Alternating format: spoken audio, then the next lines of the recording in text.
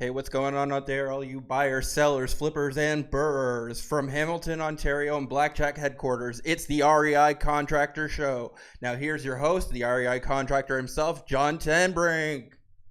That was a raising introduction. I appreciate it. How's it going, everybody? I'm John Tenbrink. This is the REI Contractor Show podcast. I'm the owner of Blackjack Contracting, and we have a special guest with us today. We have Tammy Ditomaso. Did I say that right? Close. It's my husband's name. It doesn't matter. Thank you for being on. And we have, of course, we have Dave over here. So we have a pretty special guest today. Tammy is a real estate agent with Rockstar Real Estate. We work together quite a bit. She's fantastic, and so we decided to have her on. I think we're going to talk a lot about duplex conversions today because she is the Duplex Queen. You. So how are you today, Tammy? I'm awesome. Thank you. Thanks for having me, too. No problem. Thanks for joining us. Yeah. So we're going to get right into it. We got a couple rousing questions for you. So to let everybody know about you, what is your background story? So I guess a little bit of my background. I had done, before I got into real estate, I actually was an esthetician. I did that for about 17 years. And absolutely loved it. I love working with my clients. And then we had decided we were going to have a family, my husband and I, and have some kids. And during that time, so one of my good friends, James Meggs, who's on our team as well, he was over at our house. We've been friends for over 20 years, and we started talking about real estate. And I was saying how I really would like to get into real estate. And he said, you should do it. You should do it. Absolutely. And, have a really good supportive family, my husband and so on. When I heard him say that, it just, meant something more. So that's how I really kind of got into real estate at that point. Still wasn't an investor. Knew I wanted to be. I remember I was 20 and thinking, I got to get into real estate. But I didn't do it. I didn't know how to do it. I didn't know, and I didn't think past it, which was unfortunate. But glad I still did eventually. Right. So then got out of the aesthetics, got into real estate, and then besides that, my husband and I also have a gym, and we got 2 small kids, so it's a little bit about myself, born and raised in Hamilton. Awesome. Well, I think he answered, I think she did 1 and 2 there, Dave, so why don't you go to number 3? Well, you know what, I follow you on all the social media platforms, so I'm a fan as well as a follower, but it's not a stalker, right? No, I'm too lazy to be a stalker. That takes a lot of effort, but...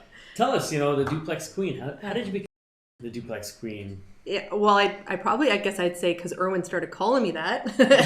Really, kind of how it started. I guess when I got licensed, actually, when I had that conversation with James in my kitchen, I can still picture it. We talked about me getting licensed and then working for him as his assistant while I was taking the classes. And I knew I wanted to have my kids at home for the last year, so I really didn't want to push too much with the courses and so on. I wanted to have my time with them. Right.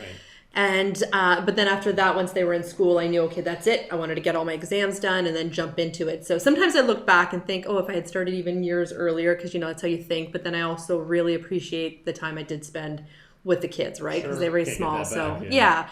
So we, I ended up working for him for a couple of years, working as his assistant. So I learned a lot of that back end stuff, and that was great. But then I got to be part of everything. So I got to learn from the team, and I literally shadowed anyone and everyone as much as I could, just to absorb and learn, even just standing there to be quiet and just listen, which isn't always easy for me because I'm kind of chatty, but I really wanted to learn all of that. So we ended up once I got licensed, I just hit the road running. I just decided that's it. And I was super passionate about it, loved it. And I just learned everything I could about conversions.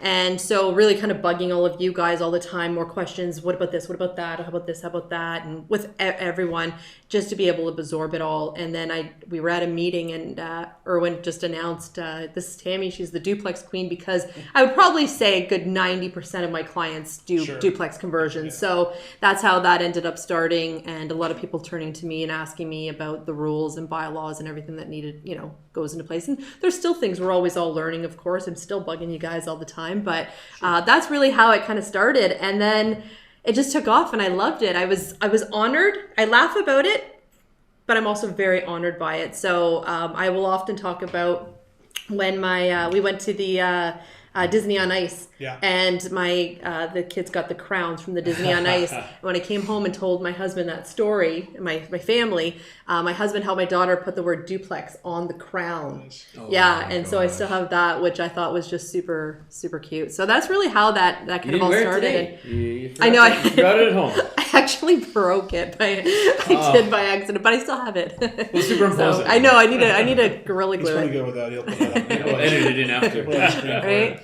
I mean, so the one thing I appreciate about what she mentioned there, she asks a lot of questions, but that means that she's also giving her clients real advice, which, coming from our industry and what we do, really, really helps us out when customers have realistic expectations and generally understand the process, because agents that don't give the best advice, which is out there, really makes our job a hell of a lot more difficult. So I will say we appreciate you. Right.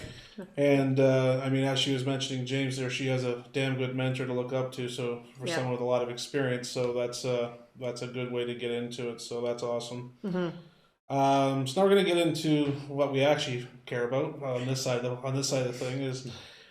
So when you're working with working with your customers and looking at properties for potential conversions or just rentals, how do you give advice and decide on the scale of renovations that they should put into this property, Right. wants versus needs, or what they're going to get out of it? Right. I'd say at this point now, a lot of it, I don't know if this sounds weird, is certainly experienced and knowing what can work and not work. So, a lot of times you might hear me in some of the classes we've done or other webinars where we talk about a client of ours who had a blue countertop, fruit backsplash, yet he still got great rent. So there's a lot of things where we know where you can put something into or where you need to or where you don't need to. And if you do or don't, and where that would land with, tenants and rents and so on. I think also a big part of it was, learning from you guys, from Blackjack, and just constantly asking the breakdown of some of the prices, which I know can be hard and can be a little annoying, and it can also change because obviously materials and prices and so on are changing. Exactly. But being able to know that so that when I go into a house, I'll know, okay, this is what we need to do. This is maybe a smaller project, and this is what it will roughly add up to. And then I usually I will sometimes bump it up a little bit because, you just don't know, right? And I don't want to say it's going to be 10,000 and it comes back and it's 50,000. That's pretty, that'd be pretty shocking, and I don't want disappointed And in clients. our world, that happens to us every day. So we appreciate that as well. Exactly. The pain is felt on both sides. Yeah, no, that could be, and I don't like that. I want my clients to be happy. I want them to be successful, and so I think that the best we can. And I'm pretty open about that and realistic that, this is roughly what we're looking at with some prices and numbers. So each job is definitely going to be different every renovation. I mean, there's some of it cookie cutter, and there's some that, we can give a price of, maybe this will be $100,000, $120,000, $150,000. We can give some of those ranges, but just being able to know when we go in what our purchase price is going to be, what our renovations costs are going to roughly going to be, and being able to decide is that what works for them or not, because every investor is just so different with what they're approved for, what they want to spend, what they can spend, and then go from there. That's their own advice. Would you say that when you're working with specific clients, you can do all the background research to know budgets so that you can pick the appropriate property to earn their budget and qualification? Yes. Yeah, so that's also a big one. Mm-hmm.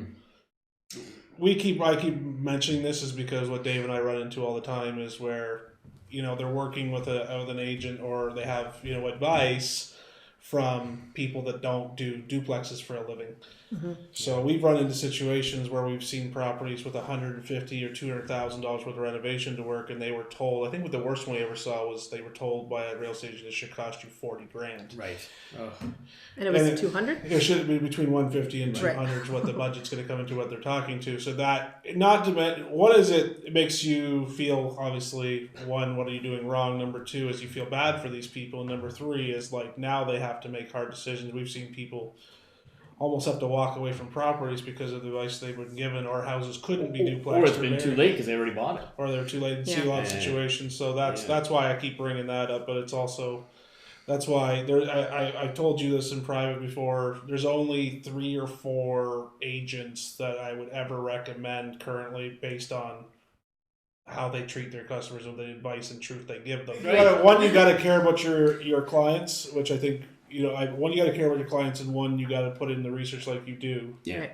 I think I've had 30, 40 phone calls a week sometimes just trying to get information like, okay, do they need to do this? Do they need to do that? And then ultimately it ends up making out for a very happy customer in the end. So that's great. I think also it's really important to know your client and what they're looking for, because I can go into a property and say, well, we're going to be looking at maybe working on this, and this is your cost. But if you want to change this out and add such and such. So for example, some kitchens, maybe we don't need to gut the kitchen, but maybe we can do a new backsplash or a countertop or just change the appliances. So sometimes I might give them that range where I'll say this will cost you this much, but if you wanted to do this extra, which I also think might get you the extra rent. So you're still going to get good rents. Do you want, extra rents? But then not everyone can always afford to do both. And so it's nice knowing if this particular property has both those options. Right. So, and then the other thing is, like I said, knowing about the client too, because I think it's important to go out with them and see what they like, because I have some clients where I know they're up for a whole job, a full demo, upstairs, downstairs, everything needs to be gutted. And then I've got some where I know their tastes are a little bit fancier, a little nicer. I know the open concept, the windows that they're looking for and stuff like that. So it's important to know what they want. Sure. And they may not know the area very well. If they're coming from, say, Toronto and they're investing in Niagara, they may really lean on you for that advice on, like, what is this market in this particular town? Like, what are they after, sort of thing. No, absolutely. And I'm pretty honest with our clients. Like, Hamilton, I'm born and raised, know that inside out, no problem. I'm pretty heavy in Welland now. So I spent about a year just constantly driving out to Welland to get to know the areas and the streets because, it's hit and miss out there. And still when I see a property, let's go out, we obviously take a look at it. But if there was an area that I'm not super familiar with, I make sure I lean on my team, which is super supportive. Or, we send them out to someone who is an expert in that area, because I don't like it when one agent just says, oh, I can do it all, and take it all on. And, and some that can, good for you guys. Like, there's some that can do that. Myself, I can't do that. I got the small kids at home. I'm pretty busy with all the other areas I'm in. So I like to be able to focus the attention on the areas that I know very well and help my clients that way. Very good. So obviously we're here today. You're between two contractors here. We're doing our best for our real estate investors and our community. And so with that said, like, what advice would you offer people just getting into the investment game, maybe even seasoned investors, the advice that you give with working with a contractor? And one caveat, this is not an advertisement. This is in general. In general, exactly. My advice to contractors? No, advice for working with contractors or... not blackjack contracting, but... Yeah, no, all of them. Yeah, definitely. Yeah. My biggest thing is always communication, making sure that there's a really good communication between, if not even the client yourself, our contractors. I say the contractors communicating with their clients, right? And then, myself, I'm pretty... is nosy the right word? I don't know. Hands-on? What's a nicer word? No, Keen? Actually, no, I would say nosy in a good way, as in you're making sure... I get follow-up calls all the time, making sure that this customer is being taken care of and satisfied, and I think that's just excellent customer service, not so much being nosy or snoopy. Yeah, not in a bad way. I really, and I said to you right at the beginning too, like, I'm going to call you because I want to check in. I'm not checking up. I don't, I'm not doubting, but I do want to know where things are at. So I think that communication is definitely really key for any investors starting out, and especially with the relationships with their contractors. I think it's also important for you to trust who you're with. So if you're going to have a good team where, we talk about us starting with the real estate agents, and we've surrounded ourselves with a good team of people around us as well. And then using those people that we trust, because you guys aren't just contractors that we hire out for jobs. We don't get anything. We don't get paid from you guys. We don't get, we've been offered from other companies sometimes, like initiatives to send. We never even take any of that kind of stuff. We use you guys because we trust you, but we use you ourselves.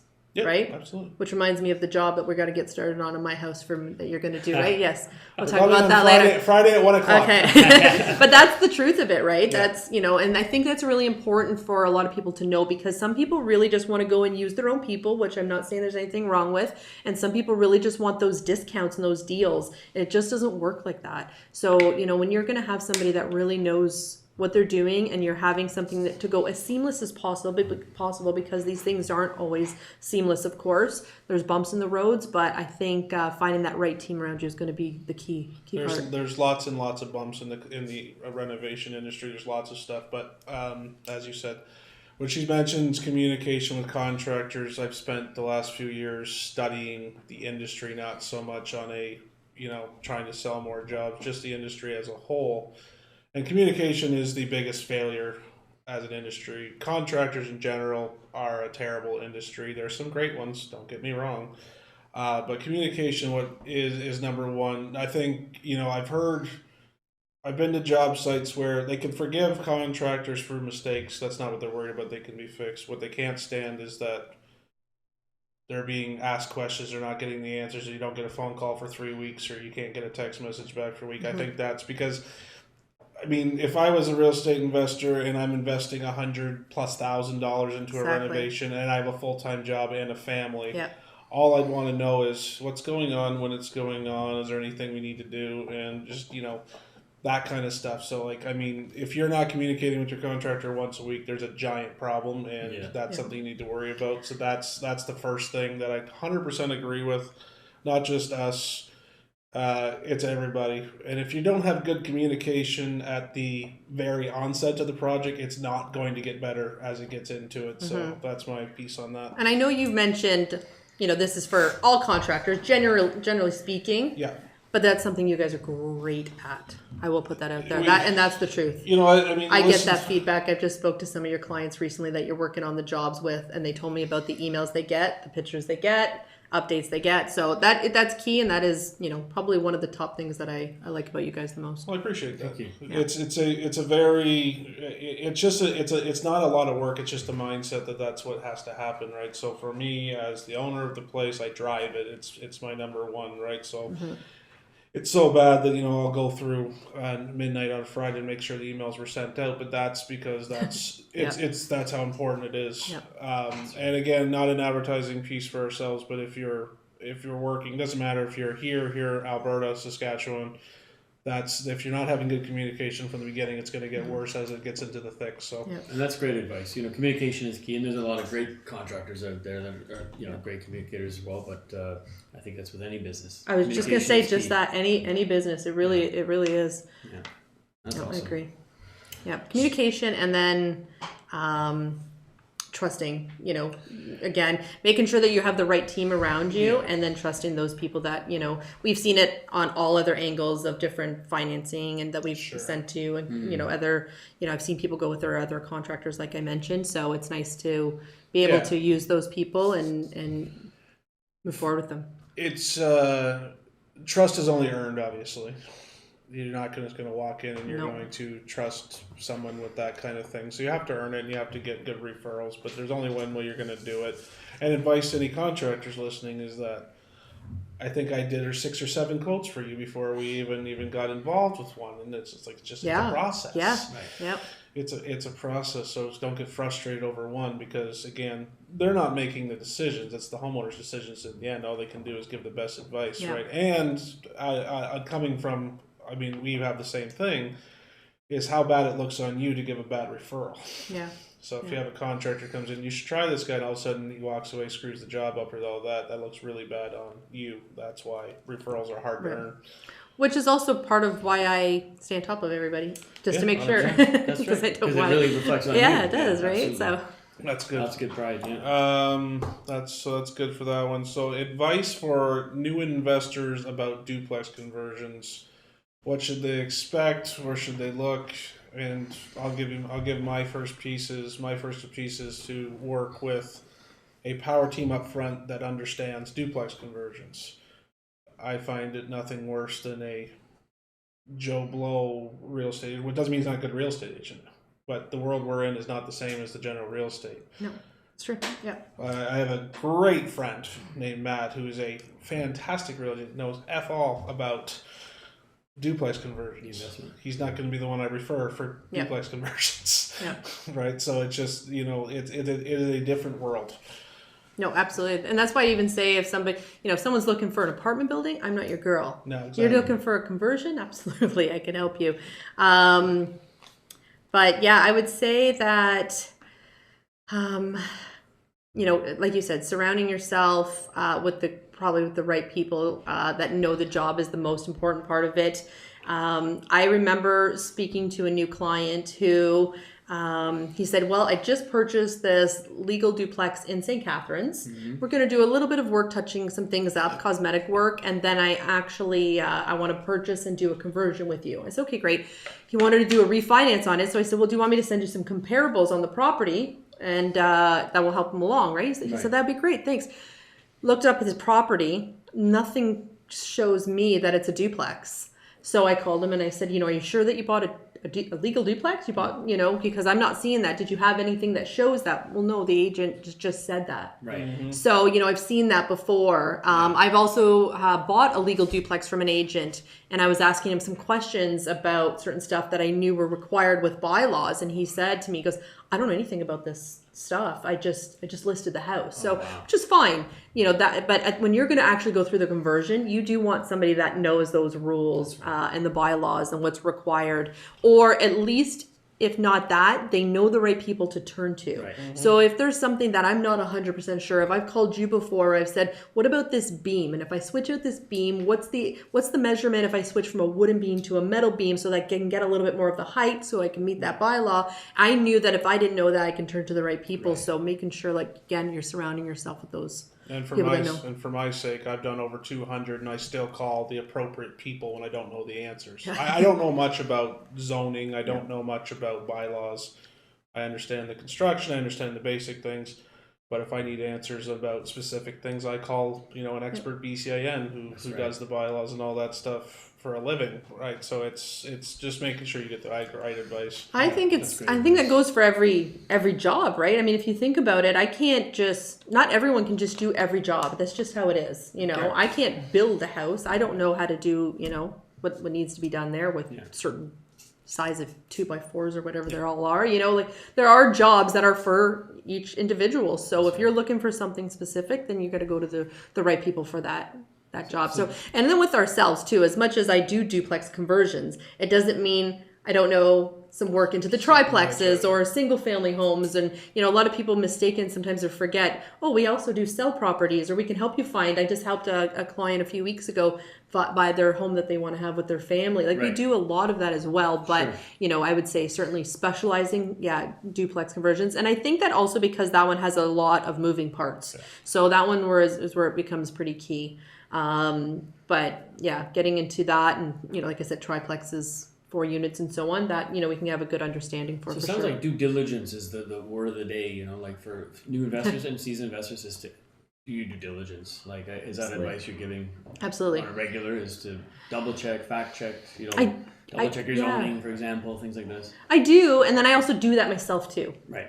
Because I'll never forget the one time I feel like I always check for my clients the parking, the zoning, everything. And I had this client and we were going in with an offer and it was a firm. I don't even talk about this story actually because it's so but we looked up a property. I went into the interactive mapping zones. I wanted to check the parking. I went zoom in, check the parking. Parking works. We're good. We put in our offer. We got it accepted.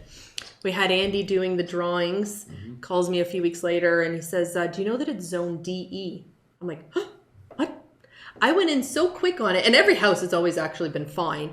And it, in Hamilton, we're looking for usually C and D zones and so on. This was DE, which is actually for a triplex, so the bylaws become a little bit different for some of the measurements for parking. Mm-hmm. And so I didn't sleep pretty much for 4 months because I wanted this project to close.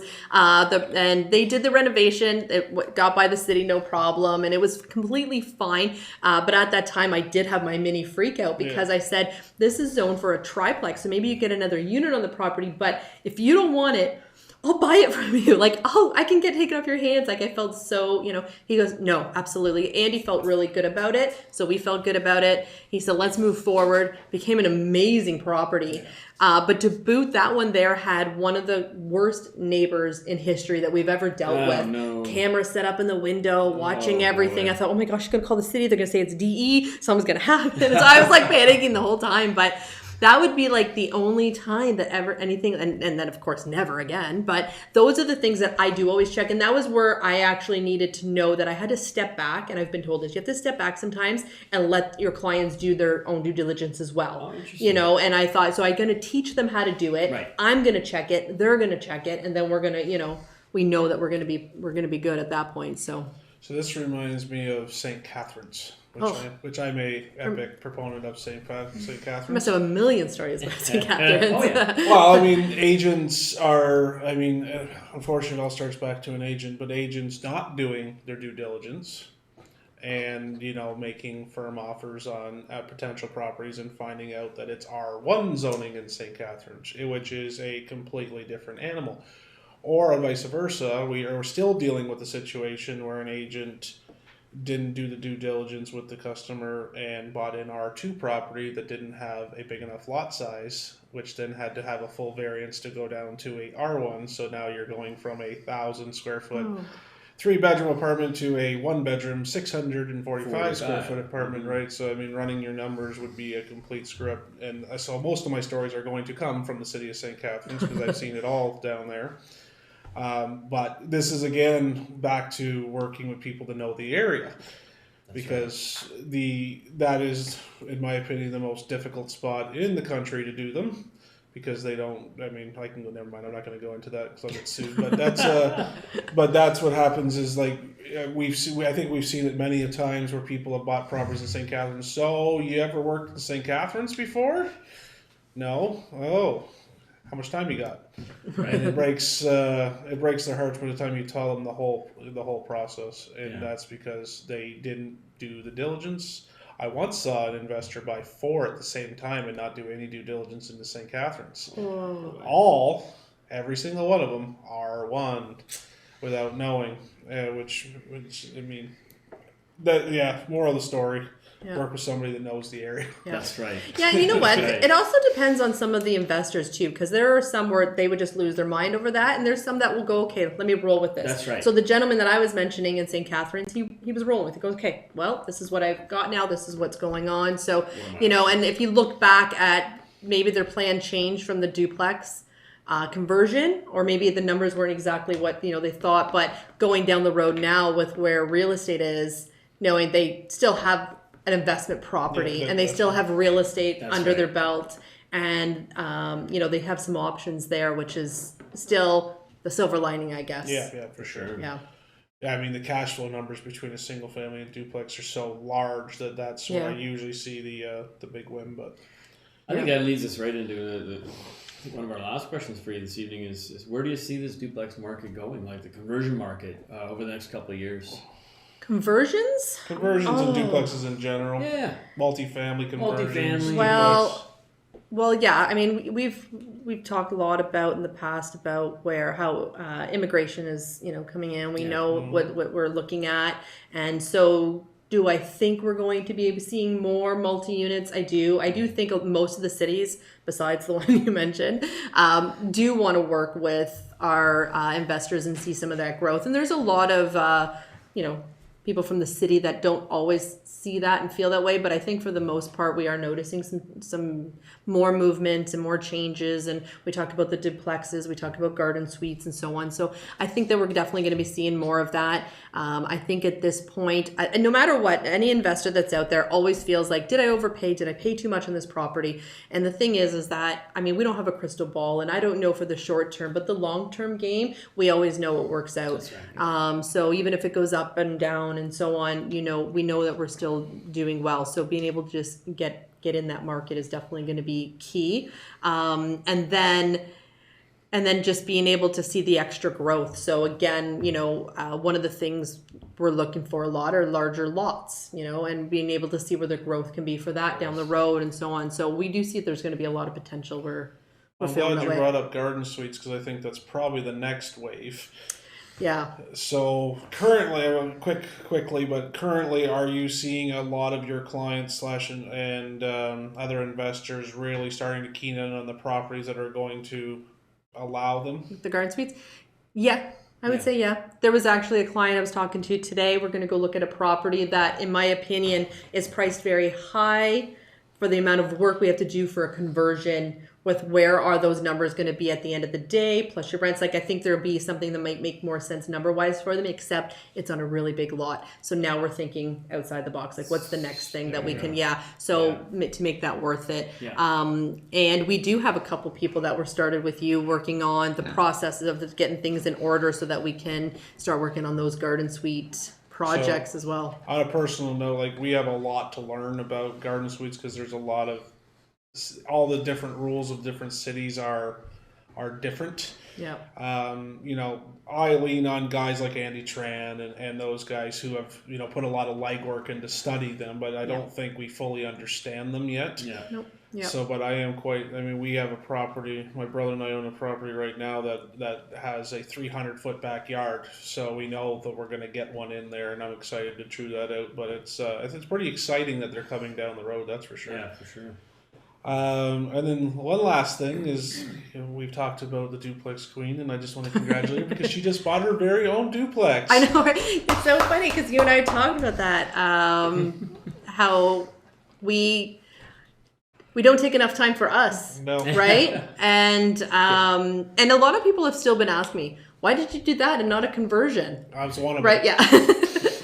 And you know what? She's too busy. I gave her shit the first time she bought it. She's like, you bought a turnkey one? Yes, I know, right? So we'll do the next one. We'll do the next one. But it just really fell into place, this one, and I love it. So the market has moved significantly. Beautiful. It's so nice, right? And it's moved significantly to where if I actually wanted to sell, I took ownership in August. If I want to sell it, I think I could probably make easy $100,000 for sure. You didn't make the wrong move, then, did you? Well, yeah, and some people go, "What are you doing?" But no. So those would be some we're seeing $1 million duplexes on the Hamilton Mountain. So. Mine would be at least getting there, right? So this one was unique because it had 4 bedrooms, 2 bathrooms on the main floor. Yeah. The basement was 2 bedrooms, and this goes back to one of the questions you asked earlier about how do I know what the scope of work and so on. Yeah. And my basement unit's pretty small. So I was a little worried, am I going to be able to rent this out? And right now, basement's going for around $1,800. We are seeing some of those climb up. We've seen some $1,850, $19, but I'm still seeing some, a few maybe a little bit less. So I thought, well, I'm going to try at 18. I'll see what happens. And if I have to go down a little bit because it is smaller, then I'm okay with that.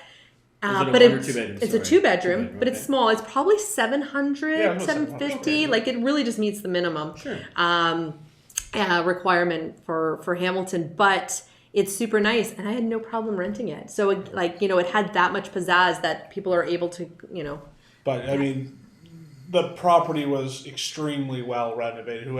I don't know who the contractor was, but they did a great job with it. It is beautiful. They already warned me that they won't share anything. So, but it was, it was different types of finishes. It was nicely done. Very open, very light, very airy. Yeah. Yes. The contractor does custom builds, and it was for a friend, so I think that's what ended up happening there. But the other thing is, it's 3 minutes from my house. Oh, so I love it. So I drive by and I spy on them, and I want. So you know what? It just felt like it felt so good because I am very much where I can sit there with the client. Okay, here's our numbers. This is what we do. This is what we're looking at. This is what this can cost. This is where you're looking for refi or rents, and I can lay it all out.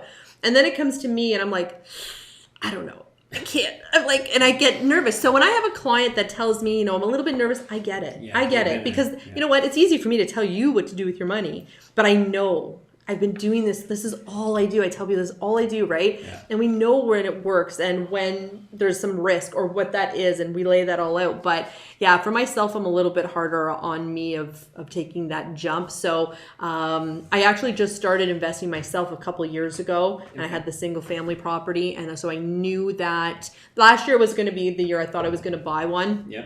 Some things obviously changed with COVID. Our gym that we had, we obviously shut that down and so on. And nothing actually appealed to me either. So we were holding off. But anyway, this happened and it just felt right and perfect. So I'm super excited about it. Awesome. But I could probably refinance it soon actually. And then do the conversion. But yeah, so we'll weigh that out and then. I think that's one thing, because I know we weren't talking about the BRRRR through this conversation, but how much people are having success based off that, because what did we see, $300,000 in appreciation in 1 year in the duplex market? Yeah. Like $300,000. Mine included, yeah. I mean, that's insanity. I mean, we were watching, I mean, James's client, I forget his name, he was a great client. You know, recently, like we finished the conversion only 8 or 9 months ago. He had bought the property for $500 in the mountain, beautiful property, right? You know, put the 170 or what into it, and now so you're sitting on $250 in equity in a year, right? So now this is why it's driven up, and then I saw the property I showed you of my own, and I was trying to sell it. Then I realized with these markets, I'm just going to keep it. I know. Yeah. You know what I mean? Yeah. And do it well. But I think that's one of the things we run into quite a bit, because that really varies on the city. Like, you're going to do well off the hop because you got a good deal in a good spot in a good city for this. But you go to Welland. Now Welland is appreciated like crazy too, but the appraisers haven't caught up. Right. St. Catharines is a completely different thing. Brantford's a completely different thing. So back to the thing about doing your due diligence. But I mean, the way the refis are going with these duplexes, I just can't see this slowing down any tune. And one thing Rockstar does a pretty good deal is the education. Tom and Nick come up with some pretty impressive stats. And if you look at the fact that we're bringing in 400,000 immigrants a year and we're already 1 million houses short, it's not hard to do the math on that. We're going to be fine in this industry. Yeah. We have a lot of years ahead of us, but absolutely. Yeah. So you know what, and it's funny because, like I said, I saw when I was about 20 years old and I knew I wanted to get into it, and then being good friends with James and I've seen what he's done, so that certainly obviously helps a little bit, right? Because you feel that confidence. But I didn't come from that background either, so it's a little bit harder. Yeah, I mean, because I came from a background was you pay your debt, you pay your mortgage, you live at, debt free. And it was tough. So and now all I can think about, actually, my dad asked me recently, did you're saving your money, you're paying down the mortage. More debt. Oh yeah, no, I know. I was like, didn't say anything, but I'm like, no, just kind of refinanced and bought another house, but that's okay, But they see it and then they learn as well, and we have clients that have done that where their parents didn't realize, and but just seeing where it's going and into the future. Again, if it goes up and down or we have any of those moments, it's still the good outweighs about 100%, right? Oh, yeah, and then city to city, of course, and then these duplex conversions, it's just a win-win-win. Yeah, these conversions, absolutely. for sure. Well, I think we're probably just about out of time. Thank you so much for joining us. It's been a lot of fun, a lot better than it was just Dave and I. Way better. Thanks so much. Tammy, thanks for joining us. Thanks for joining us. Thank you. Thanks. And that's it, folks. Have a great night. All right, thank you for joining us, everybody. You can follow this show at REI Contractor on Facebook and Instagram. And if you're not watching this on YouTube, we're at youtube.com/the REI Contractor. I'm working on getting this on all the podcast platforms, but they want to see a few more episodes first. So we'll be getting that your way shortly. Thank you, Tammy, for coming in. Please like and subscribe where you find these videos, and we will see you on the next one.